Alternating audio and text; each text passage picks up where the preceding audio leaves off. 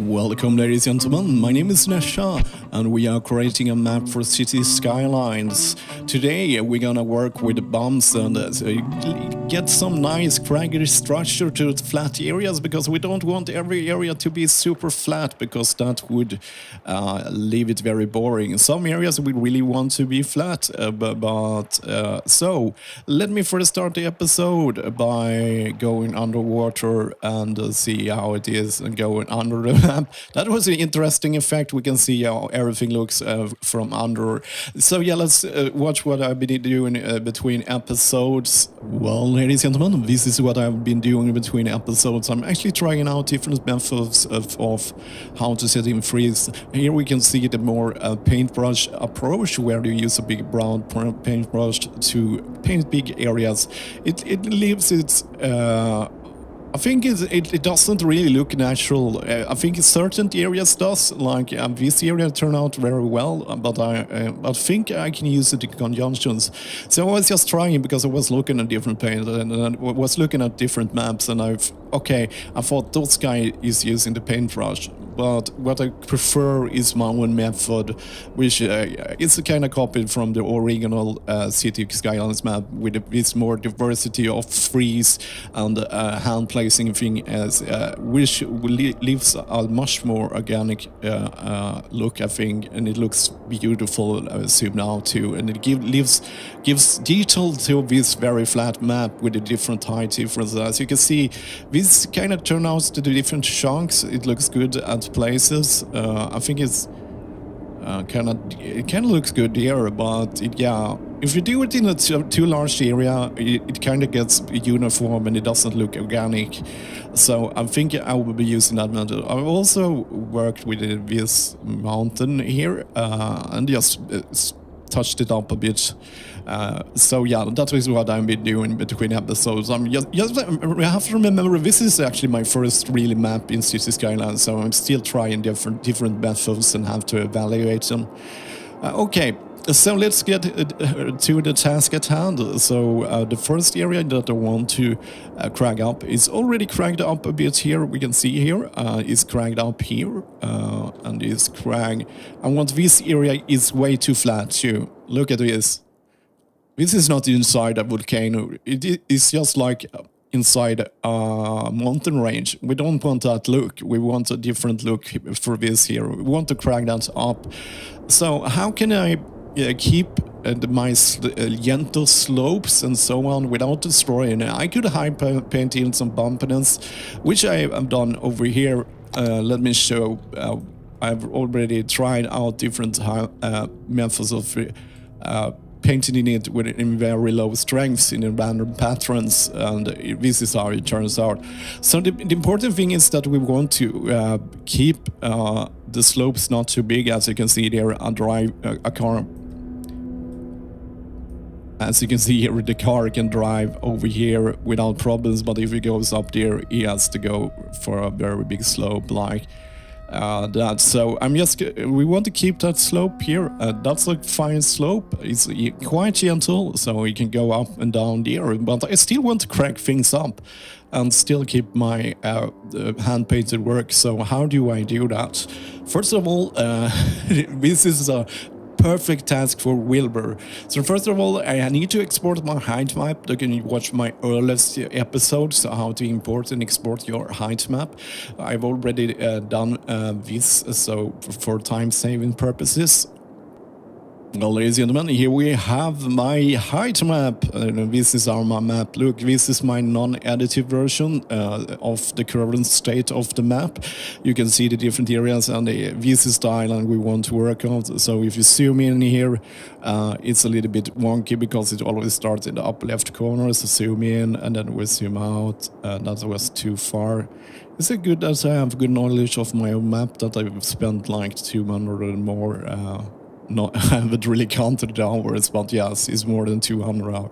So there we have the areas, and you can see, I want to zoom in once more. What we want to do is select the areas we want to crag up. So we will start by cragging up. We don't want to leave the shorelines alone. There is the ridge, so let's go like that. So now we are affecting just this area by selecting it. So we will go to noise. We can try the Wilbur add noise. The thing with the Wilbur add noise effects, you kind of want to do it on a large scale.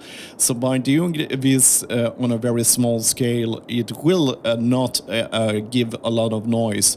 So what is noise? Let me first explain what noise is. If you imagine that you draw a line, a straight line. This is your city skyline topography. If you do make everything level, this is your perfect flat area here over the screen here. I think I will add a line here so you can see what I'm talking about.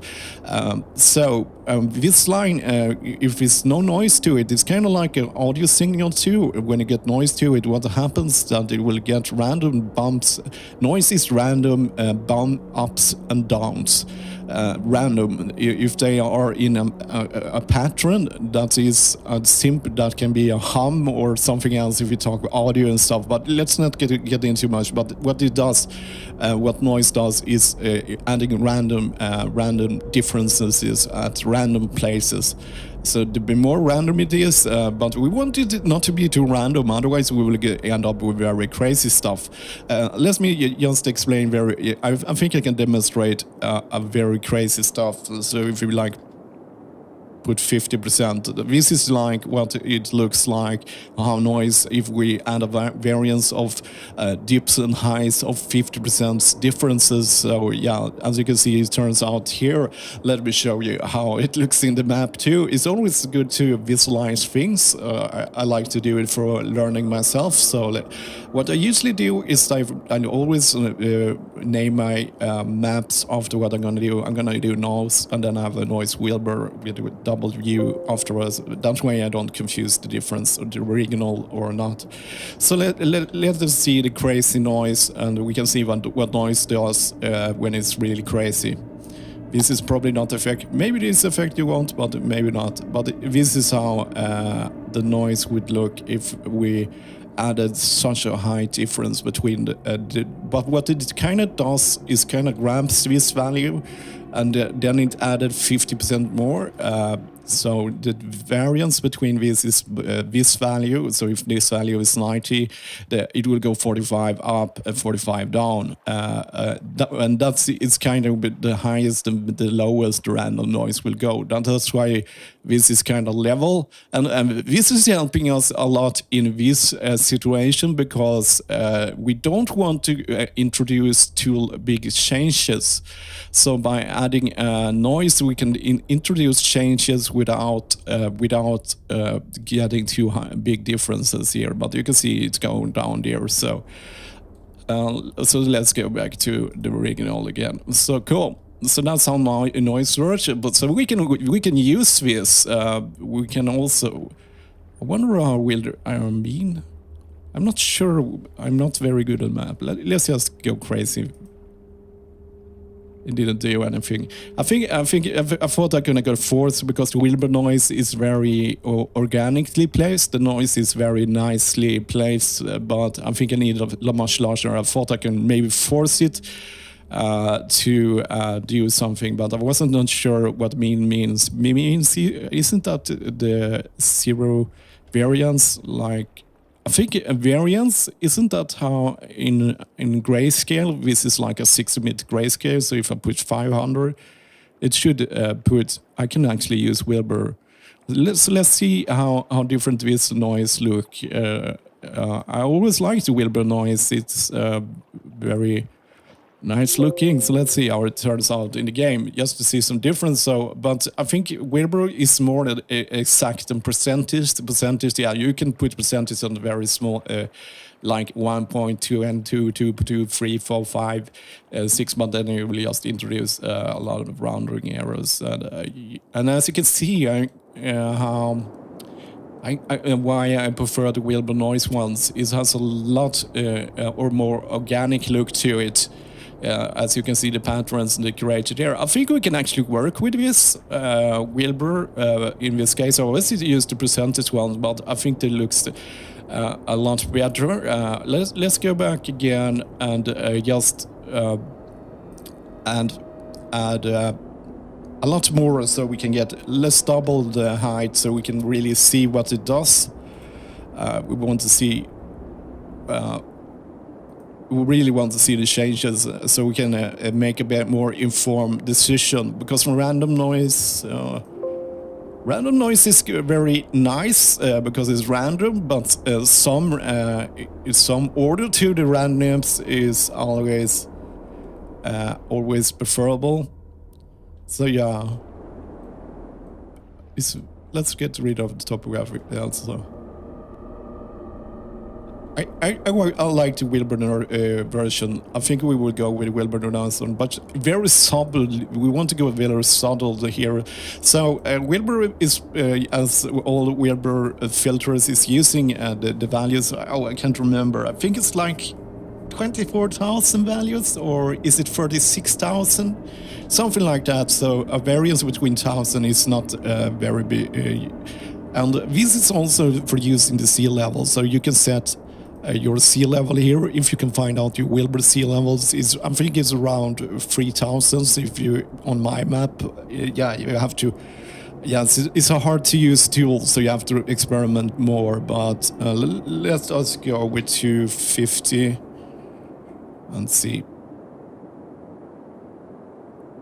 I'm just curious. I'm just experimenting here, just to get a gauge how much difference 250 does. So let's see here. I think this is way too much for our purposes, but I have to. That's a really bumpy.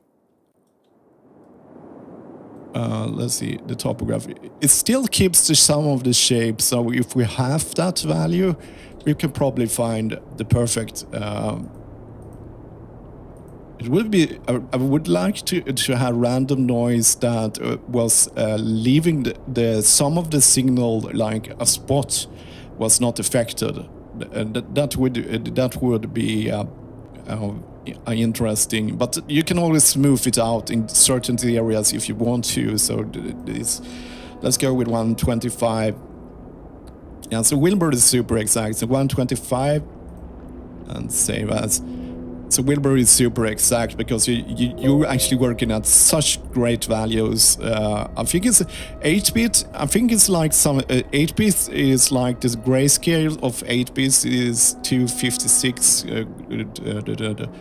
I think that's 8-bit color has luminosity value of 256. So I think this is 2. Yeah. It's not interesting. I'm just trying to understand stuff. I was thinking aloud. It doesn't probably mean anything. I think that this is the winner. I think so. So look at that. That added some cragginess without. I think I want to add more on this side. Let's see on topography. Okay. And so, what I usually do to check this is to go. That's a little bit too much, isn't it? Let's zoom in. What I usually I like my toy car here, so I get. So here we can see the original. Let's get rid of the topography. So here is the original one, and here will be the noise one. Did reload. Okay, I like that. Let's see. Let's go like that so we can really see it. So it added some noise there. That's looks really good actually. That area looks very craggy. This area, I think I want to include this area a little bit more. Oh, I think what's the deal is that our railroad track is flattening in that area, so it becomes flat. It's not we can do. It's not that Wilbur didn't add it, but that added some interesting cragginess to that area. I think I will smooth it out in a couple of areas like here. So let's see here if we creatively smooth this a bit.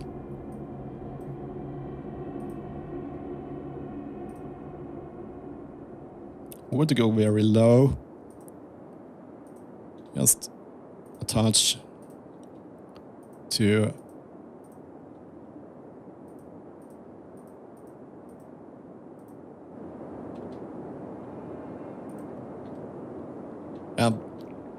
let me do, yeah, so you can go inside, smooth it with a very low brush to get the cragginess to be less, but that makes that area a little bit more interesting. Let's affect a much larger area.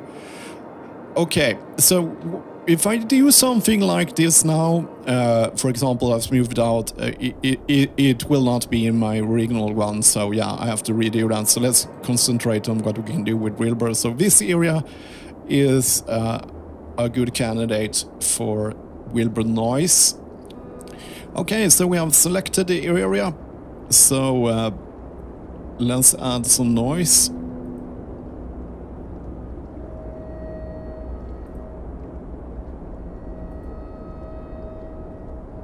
That's 100 again. That's save. So we will get. I don't think this will be too much for this area actually.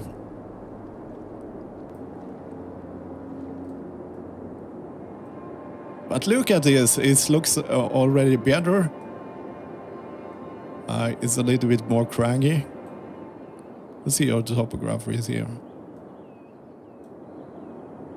I think we would go with a little bit less saddle on this area as it's quite flat. And we have to remember that we could go with a percentage noise. So if we go with 1%, it will look like this. Let's check how the percentage noise with 1%. That's quite much for such a large area. That was a little bit more noise. Let's go with Wilbur because we can control the different here. So let's go with 50 instead. A lot smoother changes. So let's see.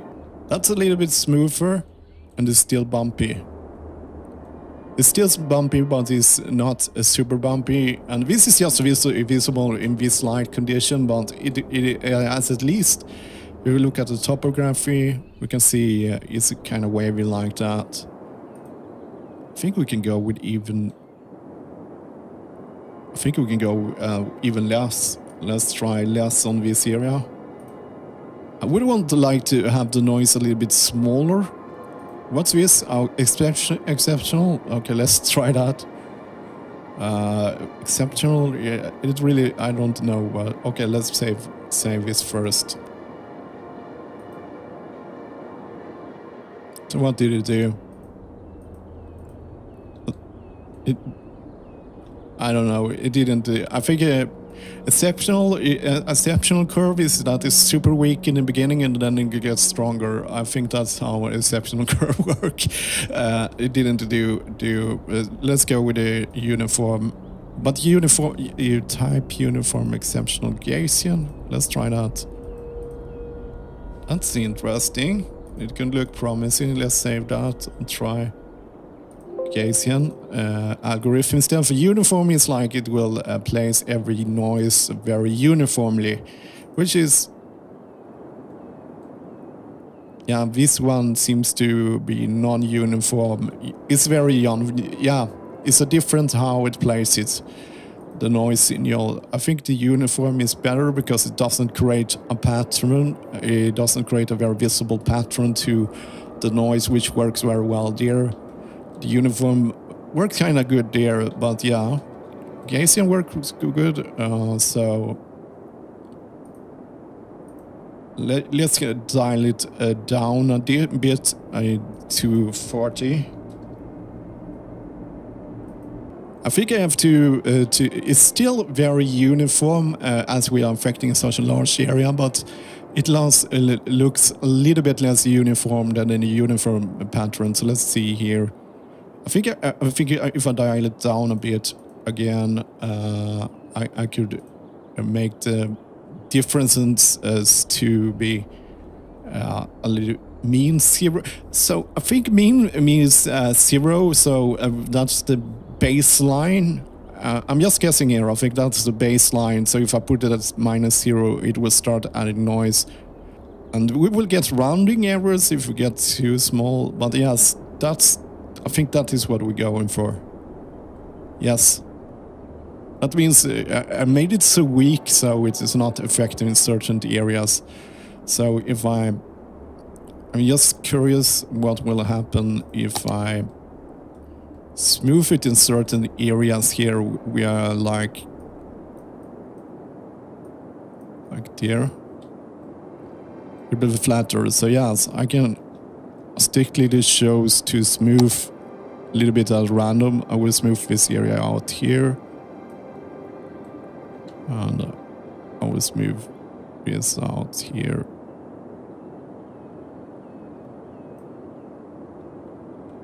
So let's see. So by smoothing it a bit, I can break the pattern up a bit. I think I will do that randomly, just to fix it out. But now it's kind of nice because it's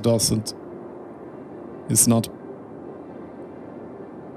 perfectly level. So yes, this will add some structure to the area without destroying in topography here. I wonder if we can see, let's find our area where you have a slope. That's a very craggy line there.